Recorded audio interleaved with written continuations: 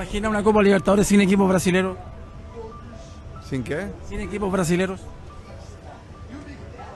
Eso sería como Tarzán sin Chita. Impossível. Essa foi a fala do presidente da Conmebol na última segunda-feira, no sorteio da fase de grupos da Libertadores. Ele disse isso depois que a Leila Pereira, presidente do Palmeiras, comentou sobre a possibilidade dos times brasileiros se juntarem à CONCACAF, lá na América do Norte. A comparação do Alejandro Domingues, presidente da Conmebol, até faz sentido, dizendo que somos essenciais para a competição. Porém, esse despreparado poderia usar qualquer comparação do mundo, mas ele decidiu que era aceitável nos igualar a um macaco. Afinal, para quem não sabe, Cheetah é um macaco que é companheiro do Tarzan nos filmes. Nesse vídeo eu vou te mostrar o porquê a Conmebol é conivente com o racismo e, consequentemente, é racista. Eu me chamo Felipe e você está em mais um vídeo do 90+3.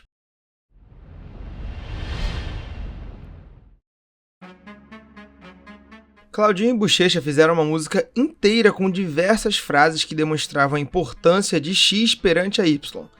Avião sem asa, fogueira sem brasa, piu-piu sem frajola e até a melhor comparação que se adequaria a essa situação: futebol sem bola. Eu tô falando isso para mostrar quantas comparações o senhor Alejandro Domingues poderia dizer, mas ele escolheu dizer Tarzan sem Cheetah. Isso beira o inacreditável e vem de uma cultura do racismo na América do Sul. Países como Brasil, Argentina, Uruguai, Chile, Peru e Colômbia têm o racismo como crime.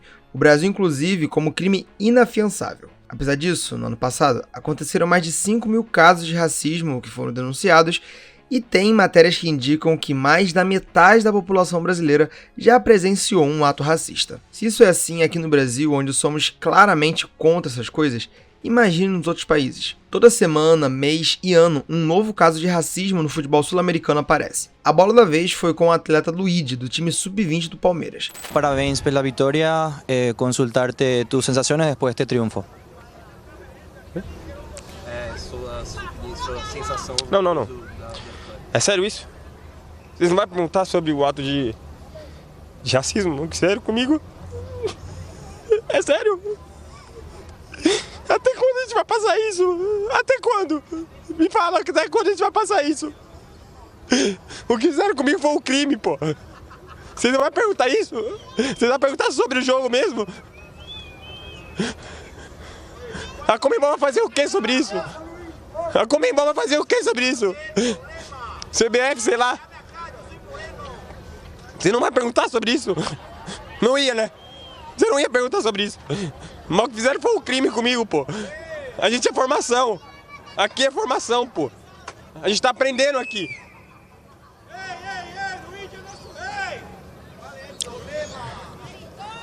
Obrigado, Luigi. Mas além do caso Luigi, muitos outros casos são vistos todos os anos, onde os criminosos não fazem nem questão de esconder o rosto. A Leila Pereira respondeu a declaração de Alejandro. Ela disse: "Confesso que custei a acreditar. Achei até que pudesse ser inteligência artificial. Aliás, pensando bem, nem mesmo a inteligência artificial seria capaz de produzir uma declaração tão desastrosa quanto esta. Não é possível que, mesmo após o caso de racismo contra os atletas do Palmeiras no Paraguai, o presidente da Conmebol faça uma comparação abominável como a que ele fez. Parece até uma provocação ao Palmeiras e aos demais clubes brasileiros." Essa declaração demonstra, mais uma vez, a dificuldade da Conmebol em compreender o que é racismo. Se as pessoas que comandam o futebol sul-americano nem sequer sabem o que é racismo, como serão capazes de combatê-lo? Chegou a minha hora de falar sobre a minha experiência nesse tipo de coisa. Pra quem é mais antigo aqui no canal ou quem me segue no Instagram, sabe que eu sou um homem negro. E pra quem não sabe disso, é só voltar um pouco aí no meu canal e ver meus vídeos antigos onde eu mostrava o rosto. Bom, eu já fui no jogo entre Brasil e Argentina, que foi aqui no Brasil lá em 2023. E eu vou ser bem sincero pra vocês no que eu vou falar aqui agora. Da minha parte, perto de mim, eu não vi nada demais. Eu fiquei bem naquele setor onde estourou aquela briga toda. Se eu não me engano, era o setor sul. Ali estávamos brasileiros e argentinos, todo mundo lado a lado, todo mundo misturado. E assim, apesar da briga, que muita gente fala que foram os brasileiros que começaram, outras pessoas falam que foram os argentinos que começaram, o clima estava muito bom entre as pessoas que estavam ali. Porém, depois daquela treta toda, o clima ficou um pouco mais tenso. Uma mulher naquele dia até foi presa por racismo, mas eu pessoalmente não vi nada. E olha que eu falei com muitos argentinos naquele dia, já que tinham na minha frente, do meu lado esquerdo, do meu lado direito, atrás de mim, e eu conversei com todos eles. E todos foram muito respeitosos e muito gente boa. Mas infelizmente a gente sabe que a realidade normal e corriqueira aqui da América do Sul não é assim. Ainda mais se o jogo é na casa dos times de fora do Brasil. Para esses países, o racismo é algo normal. É uma mera e simples zoação. É mais ou menos o mesmo da gente falar que a Argentina é pequena porque só tem 3 copas e a gente é muito maior porque temos 5. Para eles, chamar a gente de macaco é uma zoação normal. Assim como na Espanha, onde toda hora pipoca um caso do Vinícius Júnior sendo chamado disso, chamado daquilo, para eles, isso é normal. É praticamente impossível uma confederação esportiva mudar os costumes de um país. E, infelizmente, essa é a verdade. Não importa o quanto a gente fale, não importa o quanto a gente proteste, isso não vai entrar na cabeça deles. Para eles, chamar alguém de macaco, ou de preto, ou de algo desse gênero é normal e é uma zoação aceitável. Lembre-se que muitas pessoas lá na Espanha falavam que o racismo que o Vini Júnior sofria era porque ele era um jogador provocador, como se você ser provocador desse espaço para que as pessoas te xingassem, te odiassem e pedissem sua morte, única e exclusivamente pela sua cor de pele. A Argentina, por exemplo, tem mais ou menos 3% de negros da população do país,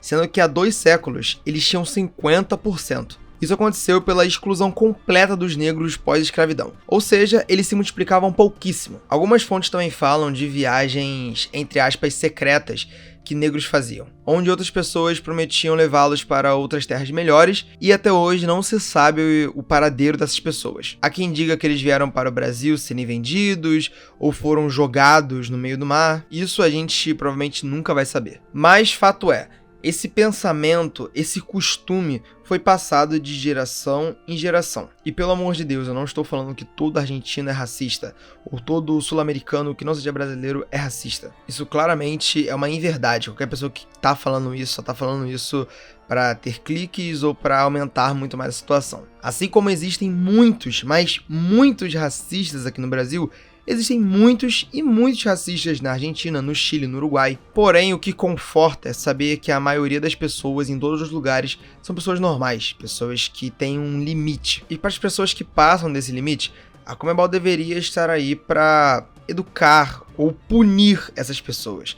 Mas a Conmebol faz isso?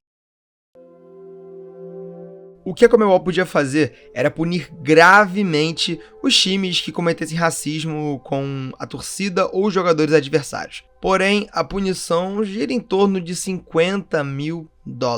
No caso do Luigi, por exemplo, o Cerro Porteño vai ser obrigado a pagar essa quantia. Isso mesmo, gente, $50 mil em um caso de racismo. Algumas pessoas já estão discutindo que a punição deva cair sobre o time também. E sendo bem sincero, para mim, isso faz um mínimo de sentido, porque muito provavelmente essas pessoas que são pessoas horríveis que deveriam ser excluídas da sociedade, elas vão pensar um pouco antes de serem racistas abertamente contra pessoas do Brasil ou de outros países, enfim. Porque elas vão pensar, se eu fizer isso eu vou prejudicar o meu time, então eu vou ficar quieto. Óbvio, não vai diminuir os racistas dos estádios, mas os casos de racismo muito provavelmente irão diminuir. Também pesquisando mais sobre o assunto, eu consegui ver muitos brasileiros falando para outros clubes brasileiros de terem peito para irem para cima da Conmebol e, quem sabe, até buscar algo maior. Eu consegui ver gente falando até mesmo dos clubes brasileiros se unirem para sair da Conmebol, se desvencilhar dela. Isso só mostra o quão grande está o sentimento de injustiça dos brasileiros.